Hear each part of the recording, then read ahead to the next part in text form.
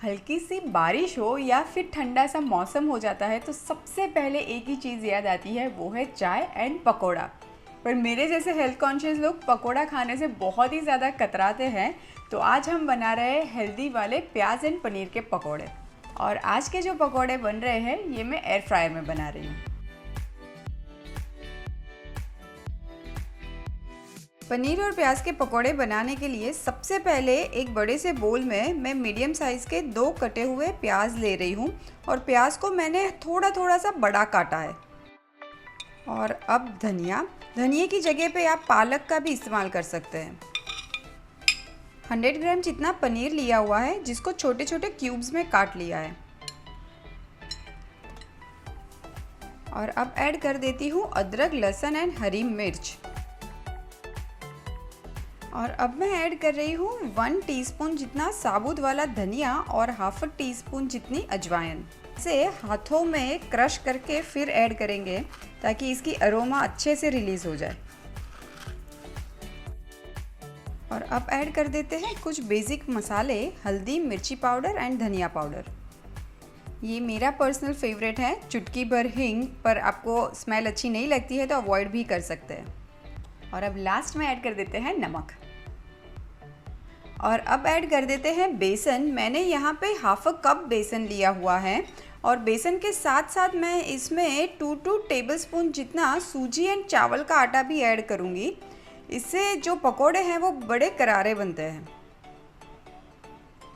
और ये ऐड कर देंगे सूजी, और सूजी जितना ही ऐड करेंगे 2 टेबलस्पून चावल का आटा। और अब लास्ट में मैं ऐड कर रही हूँ चुटकी भर जितना बेकिंग सोडा। आप अवॉइड करना चाहो तो अवॉइड भी कर सकते हो। अब एक बार सारे के सारे इंग्रेडिएंट को मैं हाथों की मदद से मिक्स कर लेती हूँ और जितनी ज़रूरत होगी उस हिसाब से हम पानी ऐड करेंगे इसमें। एक बात का आप ज़रूर ध्यान रखिएगा कि जब भी आप एयर फ्रायर में कोई चीज़ बना रहे होते हैं ना, तो उसका बैटर जो होता है, ये जो रेगुलर बैटर बनता है पकोड़े का, उससे कम रनी होता है। मतलब कि पानी की जो क्वांटिटी है वो कम जाती है। अब थोड़ा थोड़ा करके मैं पानी ऐड करूँगी और एक थिक बैटर बना लेंगे।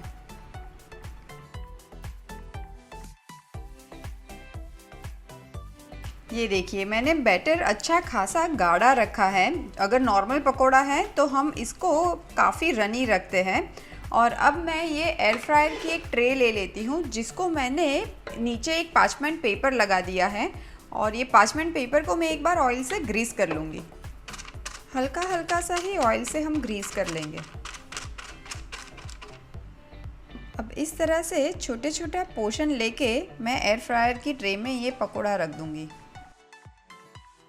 एयर फ्राई करने से पहले भी हल्का सा ऑयल वाला ब्रश मैं हर पकोड़े पे लगा लेती हूँ। और अब कर देते हैं एयर फ्राई। 180 डिग्री पे मैं एयर फ्राई करूँगी और अप्रॉक्सीमेटली 18 मिनट्स लगते हैं, पर आधा टाइम होने के बाद एक बार हम चेक ज़रूर करेंगे। 10 मिनट हो चुकी है, एक बार मैं चेक कर लेती हूँ। एक बार फिर से मैं ऑयल वाला ब्रश लगा लेती हूँ। ये टोटली ऑप्शनल है, ये भी अवॉइड करना चाहो तो आप अवॉइड कर सकते हो। एक बार पकोड़ों को घुमा के भी हम एयर फ्राई कर लेंगे। ये देखिए, मज़ेदार से पकोड़े तो बनके रेडी है। फटाफट से प्लेटिंग करते हैं। इस गर्मा गर्म पकोड़ों को आज मैंने सर्व किया है धनिया पुदीने की चटनी के साथ।